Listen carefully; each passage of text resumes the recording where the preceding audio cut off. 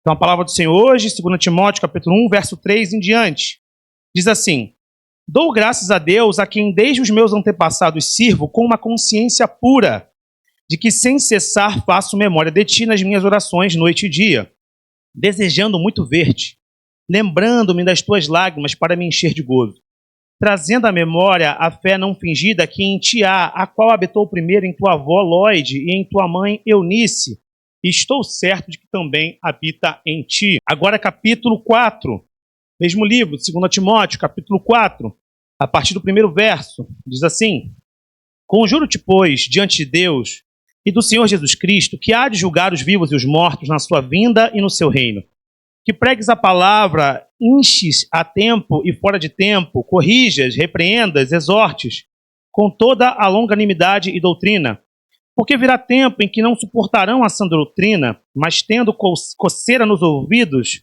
amontoarão para si doutores conforme as suas próprias concupiscências, e desviarão os ouvidos da verdade, voltando às fábulas. Mas tu, sê sóbrio em tudo, sofre as aflições, faze a obra de um evangelista, cumpre o teu ministério. Amém? Feche seus olhos, nós vamos orar. Senhor Deus, nós te louvamos, nós te bendizemos, Senhor, por essa oportunidade dessa manhã de estarmos juntos, em comunhão, como igreja, Deus, como comunidade, crendo no teu agir, crendo que tu és real, Senhor, não fazendo disso apenas um ato litúrgico, sem sentido, mas como um ato de adoração de quem crê, Deus, na tua manifestação no teu poder. Sabemos, Senhor, que o Senhor pode agir de modo muito profundo, Deus, e até de modo visível, Deus, e audível, mas também o Senhor pode agir de modo muito particular, muito sutil, Senhor, na sensibilidade do coração de cada um. Senhor Deus, toma a liberdade para fazer conforme a tua vontade.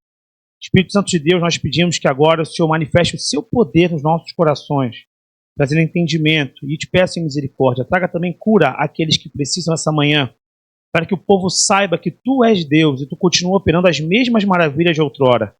Aqueles que podem estar com alguma dor no corpo, na coluna, nos joelhos, articulações, dor de cabeça, Senhor, tudo que possa atrapalhar agora a concentração e o entendimento dos teus servos, nós repreendemos no nome do Senhor Jesus e te pedimos a tua misericórdia, Deus, nessa manhã. Te agradecemos, Deus, pela vida, pela oportunidade de te conhecer mais. Toca a nossa mente, o nosso coração, Deus, não nos deixa ser guiado pelos nossos sentidos, mas pela tua revelação, Senhor. Que seja o Senhor falando conosco essa manhã, não meramente o meu entendimento, mas aquilo que o Senhor pretende comunicar ao teu povo. É o que nós pedimos e agradecemos. No nome do Senhor Jesus. Amém. Amém? Pode se assentar. Amém? Nós acabamos de ler agora um trecho, alguns trechos, na verdade, 2 trechos, da segunda carta de Paulo a Timóteo. Essa carta, ela se insere no conjunto de cartas que a gente chama de cartas pastorais. São 4 ao todo, né? São as cartas de Tito, aliás, a carta de Tito, né? E, enfim, vamos chamar de carta de Tito e carta de Timóteo, né? Divididas em partes, fica mais fácil assim. Então, o que foi endereçado a Tito e o que for endereçado a Timóteo. E essas cartas são cartas pastorais no sentido de que Paulo está falando com um líder específico.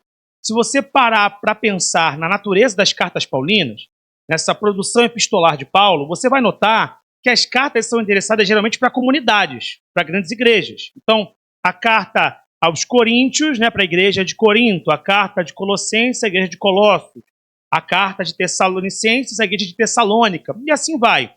A carta aos Romanos, ao povo romano de um modo geral. Então, essas cartas, Hebreus, que supostamente foi escrito por Paulo, há discussão sobre isso, mas a atribuição da tradição é a Paulo, então teria sido escrita aos Hebreus. Então você percebe que são cartas muito coletivas, muito abrangentes. E exatamente por serem cartas abrangentes, elas tratam de questões muito abrangentes, questões gerais da vida da igreja. E Paulo está o tempo todo corrigindo a igreja, mostrando o que é melhor, o que é pior, o que deve ser preservado, o que deve ser rejeitado, porque obviamente, e isso foi parte de uma conversa que até a gente teve essa semana, que a tendência da vida é a coisa se desorganizar. Procure pensar na sua casa, por exemplo. Se você chega na sua casa e está tudo arrumadinha, tudo limpinha, vamos dizer que você fez uma grande faxina ontem, enfim, a sua casa está um brinco, está ótima. Tente passar umas 2, 3 semanas nessa casa sem tocar em mais nada para arrumar. Apenas viva na casa. Quando você passar essas 2, 3 semanas, a sua casa estará um caos. Porque a tendência das coisas é a desordem, é a desorganização. Então, o esforço nosso é constantemente para retomar a ordem. A desordem é a tendência natural dos processos. Deixe a sua vida, por exemplo, sem você cuidar do seu corpo de modo diligente e consciente. Há uma desordem no seu corpo. Procure fazer isso com a sua casa, com o seu trabalho, com os seus relacionamentos. Vai haver desordem. E assim também acontece na igreja. Por isso que a gente nunca vai chegar num ponto onde a gente vai terminar um dia e falar, ufa, tá tudo acertado e agora, daqui para frente, é só deixar a máquina conduzir naturalmente. Não existe esse processo. Todo momento, a gente tem que estar em reforma coletiva. Toda hora a gente tem que estar mexendo em alguma coisa para poder melhorar essa coisa, porque a tendência dela, sozinha, se deixada como está, é a desordem. Porque diferentes pessoas estão surgindo, penetrando no ambiente, trazendo culturas, trazendo suas visões, criando, às vezes, até embates em torno de alguma coisa. E o apóstolo Paulo tinha consciência disso. E por esse motivo, as cartas dele visam, a todo momento, reconstituir a ordem daquilo que pode estar em desordem. É uma tendência da escrita de Paulo. Só que há cartas especiais, conforme nós mencionamos, que não são cartas tão coletivas. São cartas muito particulares. São cartas muito diretas para pessoas. E nesse caso, a gente consegue perceber, portanto, um pouco mais do coração do apóstolo Paulo. Porque ele é um pouco mais profundo. É profundo do ponto de vista dos seus sentimentos. É diferente eu mandar um documento para toda a igreja ler, e outra coisa é eu mandar para uma pessoa que é minha amiga, que está dentro do contexto da igreja. Você percebe? Vai ter mais coisas particulares. E essa carta em especial é muito forte do ponto de vista da vida de Paulo. Porque é a última carta de Paulo. Paulo está escrevendo na iminência da sua morte, coisa que acontecerá, inclusive. Paulo foi preso algumas vezes ao longo do seu ministério, o que já é uma lição. O que revela para a gente que o ministério, segundo a Bíblia, não é um ministério onde só há sucesso do ponto de vista humano, né? Porque Paulo foi quase morto por bicho, foi apedrejado por gente, foi preso diferentes vezes, quer dizer, foi perseguido, já teve situação no mar de, quase se afogar, ali o barco balança. Quer dizer, se fosse pensar sucesso cristão como dar tudo certo, Paulo teria sido um fracassado. Mas não é isso que a Bíblia mostra para a gente. Mostra que Paulo diligentemente seguiu aquele propósito, o qual lhe foi designado, e ele mesmo fala isso, né? Que combateu, guardou a fé, foi até o final. Ou seja, nós precisamos até amadurecer um pouquinho mais, criar casca, para a gente não achar que Deus nos abandonou assim que surge a primeira dificuldade. A grande questão, e nós já falamos disso diferentes vezes aqui, todos nós teremos dificuldades. A diferença de nós para aqueles que não creem em Deus, ou que não têm a Jesus Cristo como seu Senhor e Salvador, não têm a amizade do Espírito Santo, é que para essas pessoas será um tanto mais difícil. Elas não têm o suporte necessário para subsistir às dores e às aflições desse tempo. Mas nós temos. E é por isso que nós somos convidados a ter bom ânimo, que tal como ele venceu, nós venceremos nele também. E o apóstolo Paulo começa a abrir o coração com relação a isso. Ele começa a falar dos problemas que ele passa naquele contexto, inclusive mencionando que se sente um pouco abandonado, sozinho por algumas pessoas, né? Porque foi largado por algumas pessoas, não está sendo acolhido como imaginava. Não precisa, está aqui, obrigado. Sendo acolhido por algumas pessoas que ele esperava que pudessem acolhê-lo ao longo da sua jornada continuada. Mas ele encontra em Timóteo um amigo, e um amigo de longa data. E aqui fica uma segunda lição. É importante, e nenhuma dessas lições ainda é o cerne do que eu quero tratar. Eu estou pegando lições periféricas do texto para a gente poder pensar. Amigos são importantes para a caminhada. Não tem jeito. Quem acha que vai conseguir andar sozinho não entendeu nem o princípio do Evangelho, porque o Evangelho não sugere para a gente o isolamento, ao contrário. Ele sugere a gente pessoas que possam caminhar conosco e nos levar a um lugar melhor. Jesus, quando envia os discípulos a pregarem, ele inclusive envia 2 em 2, sempre para ter alguém junto, até porque na conversa surge o equilíbrio, surge a contraparte, surge o ajuste, o ferro afiando ferro. Jesus morre por uma igreja, por uma coletividade, por um conjunto de pessoas que vão carregar o seu nome. Então você não deve andar sozinho, deve procurar ter bons amigos e também ser um bom amigo. Que às vezes a gente tem muita expectativa de receber a amizade que desejamos. Eu quero muito ter amigos que me acolham, amigos que me ajudem, amigos que me abracem, amigos que me carreguem para Cristo. Isso é bênção. Só que a gente nunca pode estabelecer uma relação de amizade ou qualquer outra num princípio de consumo, na coisa do tipo, que os outros possam me prover o que me falta. O quanto nós estamos provendo também. O quanto nós estamos sendo esse amigo que dá a palavra correta no tempo certo, que faz a correção necessária, que abraça sem juízo diante de uma falha que todo mundo julgaria. E você vai sentar, vai ouvir e procurar acertar com esse amigo os próximos passos dele. Nós precisamos ser isso. E Paulo encontrou isso em Timóteo. E Timóteo encontrou isso em Paulo. E o que é curioso é que havia entre eles uma distância significativa de tempo de vida, porque Paulo já era bem mais senhor, vamos dizer assim, um termo para a realidade da antiguidade, né? Já bem mais senhor, e Timóteo muito moço, com tradições diferentes. Quer dizer, Paulo é um cara de origem judaica, o Timóteo é mestiço, porque ele tem mãe judia, mas o pai é grego. E coitado de Timóteo, ninguém gostava muito dele, porque entre os gregos ele não era grego o suficiente. E entre os judeus também não era judeu o suficiente. Tanto é que ele não era circuncidado. Quem o circuncida é quem? Paulo. Não por necessidade para estar diante de Deus, porque Paulo mesmo rejeita isso, mas para dar a Timóteo a circulação social que ele precisava. É como se fosse um símbolo, percebe? Um símbolo social para que ele possa penetrar em alguns ambientes que lhes eram impedidos. Ele não tinha essa possibilidade. Mas apesar dessa distância, da idade, da trajetória, da ancestralidade, Paulo encontrou em Timóteo um amigo e Timóteo encontrou em Paulo também um amigo. E nos últimos momentos de vida, vêm as lições mais importantes. Você pode perceber, se você soubesse que você tem pouco tempo de vida, se você soubesse disso, na verdade, nós nunca sabemos se temos pouco tempo de vida porque a gente não tem controle. Mas digamos que você, os irmãos ficam até nervosos agora, será que é uma revelação? Não, é só um fato, né? Mas digamos que você tivesse a convicção plena que você de fato tem pouco tempo de vida. Seja por uma questão de uma doença, seja porque Deus já te falou, vou te levar, meio que não tem como apelar, né?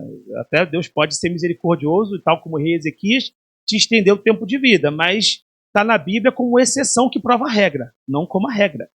Então Deus fala, olha, eu vou levar e ponto final, mas Senhor, eu vou apelar. Deus fala, para quem? Né? E vai te levar. Ou então você está num cárcere, tal como Paulo, está num contexto de perseguição, você sabe que vai morrer. E você tem uma grande oportunidade de deixar um conselho, ou alguns conselhos, para as pessoas que você mais ama. Você tem a oportunidade de deixar as últimas palavras. Eu tenho certeza que você selecionará com todo o cuidado as palavras que você deixará, porque serão as últimas.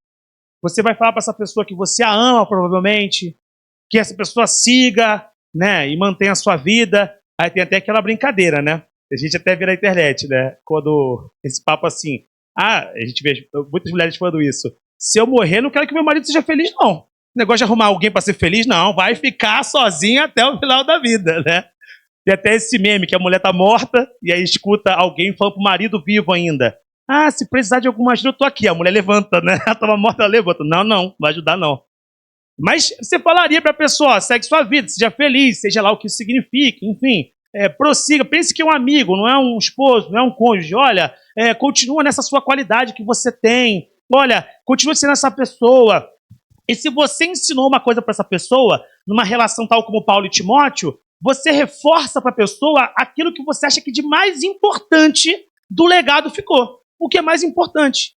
Por exemplo, se Paulo, vamos dizer que ensinou Timóteo a jogar peteca, isso não é importante nessa carta.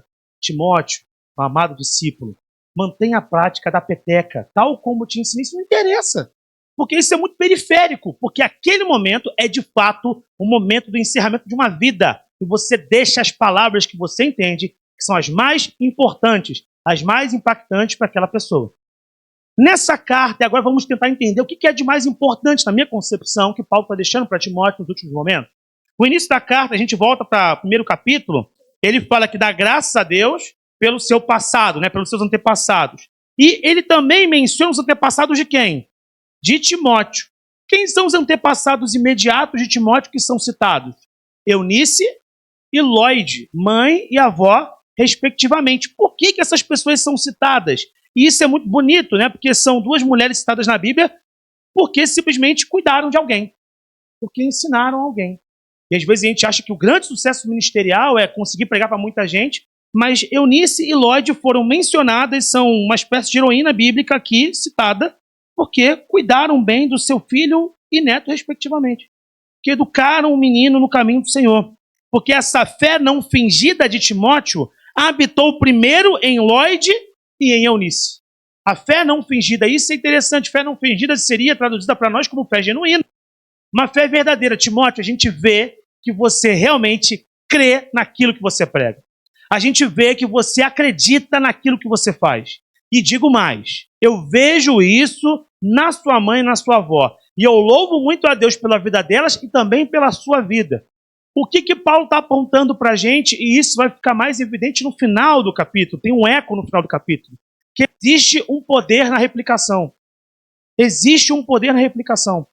É uma tendência natural, a gente vê isso em estudos na área da pedagogia, que pais que têm grau de estudo mais elevado tendem a produzir filhos com grau de estudo mais elevado. E a coisa que muda para uma família que tem grau de instrução menos elevado é quando aquele rompe essa barreira e chega lá. Não é muito comum. Geralmente pais que têm doutorado, pós-doutorado, não sei o que, barará, os filhos conseguem um grau de instrução maior, porque esses pais já passaram por esse processo. E eles querem tentar ao máximo replicar para os filhos a possibilidade do ingresso em meios educacionais, porque entendem a importância disso.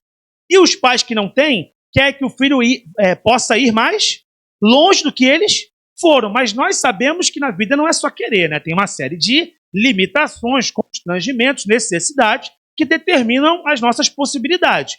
Mas eu quero mostrar que existe uma tendência de que aqueles que conhecem um caminho e têm as oportunidades consigam replicar para os seus mais jovens os mesmos caminhos e oportunidades. Paulo sabe que Timóteo teve uma grande oportunidade de ter sido criado por mulheres que eram preocupadas com Deus, com o que Deus tinha de opinião para a vida delas. E que depois, provavelmente, conheceram Paulo na primeira viagem missionária de Paulo. Porque eles eram de Listra, uma cidade na Turquia. E Paulo faz a sua primeira viagem missionária e passa por esse lugar. E menciona-se que na segunda viagem missionária, Paulo está surpreso com a competência intelectual de Timóteo. Atos 16. Ou seja, provavelmente já tinham se conhecido na primeira viagem, e aí na segunda viagem ele percebe que o Timóteo avançou e atribui a isso tanto a avó e a mãe, quanto ao próprio desejo de Timóteo de se dedicar às Escrituras. Então a gente tira algumas conclusões disso aqui. Qual é a primeira conclusão que a gente tira? Que o testemunho ancestral influencia a jornada. O testemunho ancestral influencia a jornada. Tem muita gente aqui que foi produto de oração de mãe, de vó, aquela avó do coque, que lá ia no círculo de oração da Assembleia e te carregava e falava assim, não vê Power Ranger não, que é do capeta. Ela tinha os seus exageros. Ela tinha. Porque fazia parte da época dela. Mas ela estava preocupada em alcançar o seu coração. Tanto que às vezes você encontra essa avó, e eu tive essa avó, que é a dona Neide. A gente chegava lá, era óbvio que isso ia acontecer. A avó, ela tinha esse tamanho, era Simone Biles, né, do meio cristão. Desse tamanho, a gente chegava, aí, meu filho, não sei o que, tarará. Aí quando tinha todo mundo da família, era inevitável. A primeira frase que ela falava, ela levantava, não ficava tão alta depois de levantar, né, mas estava aqui de pé. Ela, jovens, pronto, já começava. E vinha. Vocês têm que ouvir o que Deus quer falar para vocês. Porque a vontade, olha, eu tenho um temor, assim, já começava. Ela estava preocupada em alcançar o nosso coração. Podia ter alguns exageros de sua época, pontuais, assim. Sei que tivesse, mas aquilo naquele momento não era tão importante mais. Porque você está retendo aquilo de mais valioso que a sua avó tem e está deixando para você naqueles últimos momentos dela. Que a tendência natural é que os filhos enterrem os pais. Pode acontecer diferente, mas não é o desejo de ninguém que isso aconteça, nem dos filhos, nem dos pais. Então a tendência é que você enterre seus pais, enterre seus avós, e ela deixava esse conhecimento. Veja, o conhecimento ancestral fica para a gente. Isso é importante. Num tempo como o nosso, onde a projeção para o futuro, o que vem adiante, o moderno, o progresso é mais sedutor, às vezes é importante olhar para trás. Às vezes é importante tomar café com um bolo de fubá sentado, ouvindo o que os mais velhos têm para dizer. Porque às vezes a gente acha que só quem é muito novo e que está com uma igreja com 5 pessoas e está cantando para cima e todo mundo e tem um chapéu legal e essa pessoa tem muito para dizer. Mas tem uma senhorinha que ora muito e que tem um conselho simples, mas que bate violento no teu coração. Ela fala a mesma coisa que todo mundo fala, mas ela fala diferente. Já percebeu isso? Já conversou com alguém assim? Casa de 75 para mais, que senta e fala a coisa que você falou. Deus é um Deus de amor. Você fala, Deus é um Deus de amor. Impressionante, ela falou a mesma coisa que todo mundo fala. Mas parece que ela conhece Deus diferente. Tá entendendo o que eu estou falando? Então, você tem que aprender a não se seduzir por juventude só. Mas também não pode desprezar a juventude. Porque o Paulo fala, Timóteo, não deixa ninguém desprezar a tua pouca idade. Porque você está crescendo aqui, em conhecimento na graça. Mas também nós não podemos olhar só para a juventude e desprezar o ancestral. Você percebe isso? Por isso que eu não acredito em igreja de jovem. Não acredito. Nada contra quem defende igreja de jovem. Eu não acredito nisso. Eu preciso ter criança, preciso ter velho. Velho mesmo. Não é idoso, não, velho. Mais velho. Fala assim, meu filho, tem que puxa a orelha. É importante. Tem que ter. Toda igreja precisa disso. Precisa de pessoas com esse tipo de conhecimento para transmitir para a gente. Então, valorize o testemunho ancestral. Porque essa avó, esse avô, esse pai, essa mãe, que te perturbaram muito, eles pavimentaram o caminho para você estar aqui hoje. E você vai ser essa mesma pessoa, tá? Você vai ser igual, porque as gerações mais jovens criam os mesmos vícios dos mais velhos quando viram os mais velhos. Quando é novo na igreja, que é mais barulho. Quando é mais velho, gente, pelo amor de Deus, essa bateria aqui é uma coisa que você falava assim, há 20 anos atrás, que é isso? Tem que tocar mais alto mesmo, para Jesus. Né? Mas a gente repete, replica. Timóteo é influenciado por elas, Eunice e Lloyd. E o seu papel, né, dessas mulheres é destacado por Paulo na educação que o jovem recebera. O apóstolo ainda reforça, como eu falei, essa fé genuína que transmite pela família. A segunda conclusão que a gente pode tirar logo de cá do texto é que a dedicação de Timóteo permitiu que Paulo tivesse espaço para prepará-lo para algo maior, para poder projetá-lo. O empenho pessoal é algo estimado por Deus. É preciso que se empenhe. Paulo, ele é como se fosse um olheiro. Entenda isso. Ele é um olheiro. Ele não é o oleiro, ok? Ele é um olheiro. Ele está atento ao que está acontecendo. E ele percebe um jovem com uma grande capacidade. E ele pega esse jovem e transforma esse jovem num grande missionário. E que, segundo a tradição, embora haja discussões sobre isso, tornou-se bispo de Éfeso. Uma igreja complicada, inclusive, diga-se de passagem, talvez é das piores. Né? Ninguém aqui gostaria de estar à frente de Éfeso. E Timóteo aparentemente chegou para tentar resolver. Não sei se resolveu também, né? O cara não tem como fazer tudo sozinho, mas para tentar resolver os problemas de Éfeso. Então, note isso, que só foi possível projetar Timóteo para algum lugar porque ele desejou conhecer ao Senhor e se dedicou ao conhecimento que lhe era disponível, as Escrituras. Ele passou a se deleitar nas Escrituras. O que fala para nós o Salmo 119? Escondi a tua palavra, porque as Escrituras ali é Velho Testamento. O garoto não tem ainda, talvez, os livros do Novo Testamento formados na mão dele. Talvez tenha alguma tradição que está circulando, uma cartinha, uma coisa ou outra. Eu não sei, não tenho esse conhecimento especificamente qual que é a biblioteca de Timóteo. Mas o fato é que a palavra de Deus fala no Salmo 119, que é do Velho Testamento, que é aquilo que talvez ele tivesse melhor conhecimento e acesso. 119:11, escondi a tua palavra no meu coração, para eu não pecar contra ti. E aí ele conclui, bendito és tu, ó Senhor, porque ensina-me os teus estatutos. Às vezes a gente acha que relacionamento com Deus é sempre uma coisa muito mística, e existe uma dimensão de espiritualidade mesmo que não é inexplicável. Você está aqui, aí Deus começa a curar uma pessoa, tem como explicar, a mão da pessoa estica. Eu vi. O pastor Pedro não sabe disso, agora que eu lembrei. A gente até recebe essa informação, essa formação lá, né, fala assim, sempre que você lembrar uma coisa na palavra, é porque isso pode ser útil. Eu vi cabelo crescer semana passada. Eu vi cabelo crescer, uma cabeça, um cabelo crescer. Tem noção disso? Pode louco, não tem que entender. Eu também não sei explicar. A menina aqui, lembra da menina da lepra da cabeça? Que falou aqui que o Igor lavou a mão 20 vezes, da me zoou. Lembra disso? Lavou a mão 20 vezes. Não é bem verdade, mas deixei passar. Para quem não lembra disso, o pastor Manuel contou que teve uma menina, tinha uma lepra na cabeça, estava bem estufada, sentia muita dor quando tocava. A menina, ela nem falava com ninguém, ficou na perna da mãe, desesperada, como se fosse uma lepra. Aí botou óleo, botamos a mão, oramos. E aí depois que a gente botou a mão e orou, é que a mãe falou, olha, é bom lavar a mão, que é infeccioso. Aí a gente, obrigado, mãe. Só que isso não mudaria nada, tá? Porque pela prática que a gente tem lá, a gente bota a mão com óleo ungido em tudo, qualquer coisa. Os irmãos não tem noção da quantidade de pereba, de bidúdia na pele que a gente atacou lá. E é isso mesmo, bota a mão e crê em nome de Jesus. Eu tô ali debaixo da orientação, então tô confiando no ministério que foi dado. E bota a mão e ora. Veio a segunda vez a menina. Já estava desinchado, já estava na altura da cabeça normal. Mas quando tem queimadura, e fica aquela, como se fosse aquela marca de queimadura, uma marca de queimadura que é assim. E também, oramos a segunda vez, a menina veio a terceira vez. Na terceira vez, era outra menina. Nunca vi a menina com tanta energia. Filha do Cleiton, né? Coisa de doido. A menina pulava no colo de um e não sei quem, socava o outro.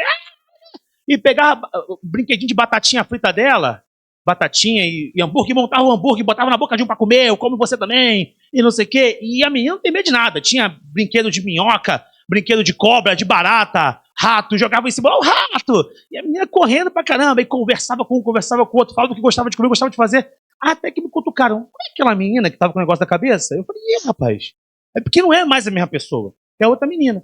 Aí agora vamos orar pela cabeça, vamos ver a cabeça dela. Aí abriu aqui assim, o cabelo dela tava preso aqui assim. Aí soltou pra poder ver. É que tem como se fosse um... Sabe aquela careca bem no centro mesmo assim? Tipo de franciscano? Só que óbvio não tava certinho, né? Mas todo machucadinho, coitado. Vamos orar. Aí tá orando, tava meio vermelho, começou a embranquecer na minha frente. Aí eu falei, meu Deus, o que tá acontecendo aqui? E o problema é que eu nunca fico assim. Mas naquele dia eu achei que ia desmaiar. Eu amoleci. Sabe quando você amolece? Quem que já fez crossfit pesado? Sabe aquele dia que fecha um pouquinho de teto preto assim, ó? De leve. Dá aquela amolecida, tu fala, eu acho que eu vou apagar. Mas tu não apaga? Deu uma apertada aqui assim. Eu falei, eu acho que eu vou apagar. E eu comecei a ficar muito emocionado. E eu comecei a olhar ao redor e tinha uns fiozinhos surgindo. Quando você pisca e abre o olho, tá um fio lá. Eu falei, não é possível, tá acontecendo isso na minha frente. E eu, como diz Igor Aragão, absurdado. Absurdado com a situação. E ficando já mole. E um monte de fiozinho surgindo. E aí eu falei, eu acho que só eu tô vendo. Aí a Cris, que está do meu lado, que ajuda a gente lá também, secretária, começou a chorar. E começou a falar em línguas. Eu falei, meu Deus do céu, essa criança tá crescendo cabelo na minha frente. E eu pensava em gravar, mas não sabia o que fazia. Eu ia cair, eu ia morrer ali. Eu falei, não volto mais pro gabinete, né? Igor, obrigado, você foi muito útil, mas tu apagou, não ajudou, né? E os fiozinhos começaram a surgir. Detalhe, antes de orar, ainda falou assim, mãe, já tá nascendo um fio aqui, vai fechar toda essa cabeça. E eu falando, Senhor, me dá fé do teu servo, porque eu não tô vendo. Eu tô vendo um buraco na cabeça da criança. E quando começou a olhar, começou a surgir cabelo. Aí daqui a pouco, tá bom, pode parar, o resto nasce depois. Aí eu, assim, desse jeito que eu tô. É algo sobrenatural. Incrível, né? Incrível. Eu quero viver isso. E eu sei que vocês querem viver isso também. Só que não existe profundidade espiritual. A gente pode, vou chamar de místico no sentido não, tá, irmãos? Esotérico. Místico no sentido de uma coisa que transporta para além do natural. É sobrenatural, amém? Mas é impossível fazer isso sem conhecer a palavra. Porque Deus não é Deus de adivinhação. Ele é Deus de revelação. Ele revela daquilo que ele já mostrou nas Escrituras. Por isso que a gente sabe o que ele faz, porque ele mostra aí o que ele faz. E não tem nenhum versículo que falou assim, ele parou. Como não tem versículo que fala ele parou, ele ainda faz. Mas eu só sei disso porque eu estou imerso na palavra. Você precisa de fundamento na palavra. Você precisa conhecer. Timóteo pôde ser percebido por Paulo porque ele foi a palavra. Ele foi às Escrituras. Deus te percebe também. Quando você vai à palavra, ele te percebe. Deus sabe com quem ele pode contar. Deus sabe. Deus não é enganado. Deus conhece o teu coração e ele sabe. Tal como Paulo falou, se a tua fé é genuína. Ele sabe se o teu amor às Escrituras é tão importante assim. Por isso nós não podemos apenas desejar ver o sobrenatural sem a palavra, porque o sobrenatural sem a palavra tem muita gente que engana e faz isso também. Porque, infelizmente, o diabo também tem poder para poder produzir algumas coisas, alguns sinais. Mas nós discernimos aquilo que vem de Deus graças à palavra. A palavra é a fonte do discernimento daquilo que provém e não provém do Senhor Jesus. Então nós precisamos buscar a palavra. Nós escondemos a palavra no nosso coração e pedimos que Ele nos ensine os seus estatutos, que estão onde? Na palavra. Então, o segundo conselho, como eu falava, a segunda conclusão é: Paulo pôde perceber em Timóteo e por isso pôde projetá-lo. O empenho pessoal é algo estimado por Deus. O desejo pelo conhecimento é algo que nos aproxima do entendimento de Deus, amplia a nossa sensibilidade e convence os demais. Quer ser sensível diante de Deus? Converse com Ele através da palavra. Busque conhecer o que Deus está falando para você. Ore ao Senhor querendo ouvir a sua voz. Não faça nada disso de modo protocolar. Nos tempos corridos como um dos nossos, é difícil às vezes fazer isso, mas é um exercício ao qual nós devemos nos submeter. Amém? E é nesse contexto que Paulo vai convidar Timóteo para a sua sequência de viagens missionárias. E aí Paulo vai levar Timóteo para aquilo que é o maior rabo de foguete que a gente fala do mundo antigo, que é a igreja de Éfeso. Igreja complicadíssima. É a igreja que, inclusive, gera um texto, né, que para Timóteo, que gera muita polêmica nas igrejas, quando Paulo fala assim, não deixa as mulheres ensinarem, não. E aí muita gente fala assim, então a mulher não pode ensinar, como é que tem pastora? Não, é uma carta pessoal. Ele está falando para Timóteo dentro da realidade de Éfeso. Porque Éfeso era muito comum um culto à deusa Diana. E tem muita sacerdotisa. Então, quando começavam os cultos, uma igreja que não era sadia intelectualmente e muito apegada ao místico, meu amigo, era uma bagunça. Então, como é que Paulo resolve a situação? Não deixa as mulheres falar, cada um serve no seu lugar, Deus estabeleceu o homem como sacerdote, os homens cuidam da igreja e toca para frente, Timóteo. Porque o problema é muito grande. No final das contas, qual é a discussão de fundo de Paulo? Paulo não está discutindo tanto homem e mulher nesse texto. Ele está discutindo o ordenamento da igreja. Essa é a preocupação de Paulo. Por isso que a gente tem preocupação de falar, a mulher aqui não pode pregar, não pode, porque está ordenado. A coisa está ordenada. A preocupação de fundo, o ensino perene, o ensino manifesto a longo prazo é: cuide do ordenamento da igreja. E por que a igreja de Éfeso era confusa? Porque a igreja de Éfeso tinha tudo, aliás, não tinha nada do que Timóteo tinha muito: conhecimento. Não era uma igreja sadia. Não existe igreja a longo prazo sadia sem conhecimento da Escritura. Não existe isso. Isso é uma ilusão. A gente pode chegar aqui e cantar as músicas mais bonitas. A gente pode fazer os momentos mais legais. A gente pode gostar muito. Vocês podem ter um pregador muito bonito na frente de vocês, tal como acontece nesse exato momento dessa manhã. Mas nada disso será o suficiente se não tiver sustentar com a palavra de Deus. O futuro da igreja está fadado ao fracasso se não houver palavra. A igreja de Éfeso fracassava por isso. Não era sadia. Tanto é que Paulo fala para Timóteo: Timóteo, não perde tempo com discussões genealógicas e questões profundas, que na verdade nem são profundas, são rasas, mas são bobas, são complexas, mas não são úteis, porque você perde tempo nisso e você não cuida do que é mais importante. Timóteo é garoto ainda, tem que ter maldade, porque a galera mais velha está enrolando ele. E a igreja não cresce ou não se desenvolve, porque crescer não é só número, é crescer aqui. Por quê? Porque Timóteo está sendo pego por várias questões e demandas que não fazem nem sentido para a igreja. Tudo porque a igreja de Éfeso cresceu, mas não cresceu talvez com líderes sadios. Não houve uma formação de um quadro de pessoas apto para ensinar conforme a palavra demonstra para a gente. Foi um caminho diferente de Timóteo, você percebe isso? Tem dois caminhos aqui. O caminho de Timóteo é um caminho de progresso no conhecimento. O caminho de Éfeso é um caminho de queda, porque não houve acúmulo de conhecimento. E aí você tem que botar o cara como Timóteo para resolver o problema de Éfeso. E por isso diz-se a tradição que ele teria virado bispo de Éfeso. Existe discussão sobre isso. Mas é fato que na terceira viagem missionária, isso é fato, ele esteve em Éfeso com Paulo. Isso é fato. Para tentar resolver as questões que ali estavam presentes. E aí a gente percebe que isso está discutido em 1 Timóteo capítulo 1. Olha o que diz para a gente. Primeiro verso. Segundo verso. A Timóteo, meu verdadeiro filho na fé, graça, misericórdia e paz da parte de Deus, nosso Pai, e da de Jesus Cristo, nosso Senhor. Como te roguei quando parti para a Macedônia.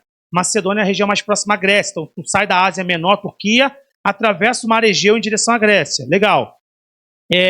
Como te roguei quando parti para a Macedônia que ficasse em Éfeso, para advertires a alguns que não ensinem outra doutrina. Você percebeu o problema aqui? O problema de Éfeso era ensino. Talvez o povo de Éfeso amasse Jesus? Talvez sim. Mas talvez amasse Jesus tal como eles projetavam Jesus ser. Você percebe isso? Tem gente que ama Deus, mas ama o Deus que projetou no seu coração, não Deus revelado. Então ele fala, cuidado, não deixe que ensinem outra doutrina, porque isso gera contendas. No verso 7, fala o seguinte, verso 6, desviaram-se alguns, entregaram-se a vãs contendas, querendo ser mestres da lei, e não entendendo nem o que dizem, nem o que afirmam, porque não conhecem. Então, Timóteo, não cai nessa ladainha dessa galera. Note que Paulo tem uma preocupação especial com o quê? Com a doutrina e com o ensino, compreendendo o poder que isso exerce na saúde e estabilidade da comunidade. Ou seja, a conclusão 3, e a penúltima conclusão, é a saúde da comunidade, a saúde da igreja de Cristo, passa também pelo saber eficaz acumulado. É preciso depurar e acumular adequadamente aquilo que faz verdadeiramente a diferença. Tem que depurar isso. Tem que valorizar isso. Passado algum tempo, Paulo, isso, terceira viagem, né? Paulo vai ficar preso e aí escreve a segunda carta para Timóteo. E lembra que eu falei no início da palavra? Nos últimos momentos de vida, você dá os conselhos que você acha que são mais importantes, não é isso? Está perto do final da vida. 2 Timóteo, capítulo 4, a partir do verso 1. 2 Timóteo, capítulo 4. Veja, é bem no final da carta já. É bem no final da carta. Então, o que é mais importante está ficando ali. É o mignon, é a parte central. Olha o que ele fala. Conjuro-te, pois. Conjuro-te é forte, né? Conjuro-te, pois, diante de Deus e do Senhor Jesus Cristo, que há de julgar os vivos e os mortos, na sua vinda e no seu reino. Cara, o prefácio já é pesado. Ele já coloca peso nisso. Timóteo, por favor, como assim, pelo amor de Deus, do que é mais importante, do que é mais central, do que é mais fundamental, que você faça o quê? Verso 2, que pregues a palavra. Olha que interessante. Ele não fala que manifeste escura. Não é o mais importante. Quer dizer, é importante, mas os sinais confirmam a palavra. Marcos fala isso. Iam por todo lugar. E o Espírito Santo, o Espírito de Deus fazia o quê? Cooperava com eles e os sinais confirmavam a palavra. O sinal é a confirmação do que é mais importante, que é a palavra. Que pregues a palavra, enches a tempo e fora de tempo, corrijas, repreendas, exortes, com o quê? Com raiva? Com longanimidade. E que mais? Doutrina. Tenha preocupação com o que é certo, seja categórico, pensa bem no que está falando, seja detalhista, não seja burocrático, mas pensa nos detalhes, não deixa passar nada. Olha bem o que está sendo feito, porque virá um tempo, e a carta de Paulo agora chegou para a gente. Essa carta é nossa agora. Porque virá o tempo em que não suportarão essa doutrina. Esse tempo já existia no primeiro século, esse tempo segue sendo agora. Mas tendo coceira nos ouvidos, amontoarão para si doutores. Isso é interessante. Não estou amontoando gente tola, gente burra, gente despreparada. Não. É gente intelectualizada. É gente que conhece. Doutores que fazem o quê? Que ensinam conforme as suas próprias concupiscências e desviarão os ouvidos da verdade voltando às fábulas. Mas tu, sê sóbrio em tudo, sofre as aflições, faze a obra de um evangelista, cumpre o teu ministério. Olha como ele coloca a responsabilidade. Timóteo se vê na última carta que recebe do seu amigo Paulo, que cuidou dele, uma grande responsabilidade. Prega a palavra de modo qualificado. Presta atenção no que está sendo feito. Tem muita confusão por aí. Pouco depois disso, Paulo morre e, segundo Moody, o teor da carta central é: o ponto principal sobre o qual a estrutura se move é a apresentação que Paulo faz do evangelho como um depósito a ser preservado, guardado com carinho e confiado a homens fiéis. Conclusão final disso tudo. O conhecimento da revelação na forma das Escrituras e a sabedoria acumulada por diferentes gerações de homens e mulheres piedosos é importante para o prosseguimento da igreja. É muito importante para o prosseguimento da igreja.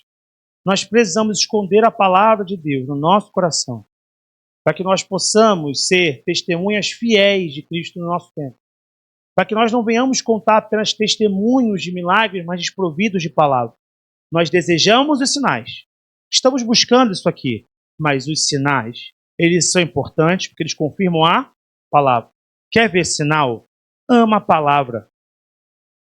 Você primeiro tem que amar a palavra, porque o sinal apenas confirma a palavra. Se você não buscar a palavra, o sinal não virá na sua vida. Ame a Deus com todas as suas forças e ame a revelação de Jesus Cristo para a sua vida. Amém? Eu quero orar por você. Depois eu quero apontar para vocês, a partir disso, uma alteração que nós vamos fazer. Tem tudo a ver com o que a gente pregou. Você vai ficar, mesmo sentado, se você conseguir ficar consciente do que está fazendo, não precisa ficar de pé. Eu vou orar pela sua mente, para que você ganhe entendimento da palavra. Porque tem gente que lê e não entende. Várias as questões, às vezes é uma questão realmente de formação educacional. A Bíblia, o Evangelho é fácil, a Bíblia não é não. O Evangelho, Jesus morreu para salvar toda criatura que crê nele e tal, isso aí é fácil. Agora, a Bíblia não é um livro fácil. Tem muitos gêneros literários, tem muitas questões, tempos diferentes, tem ordens diferentes, e pode ser difícil para você. Eu vou orar para Deus te ajudar a esclarecer a tua mente.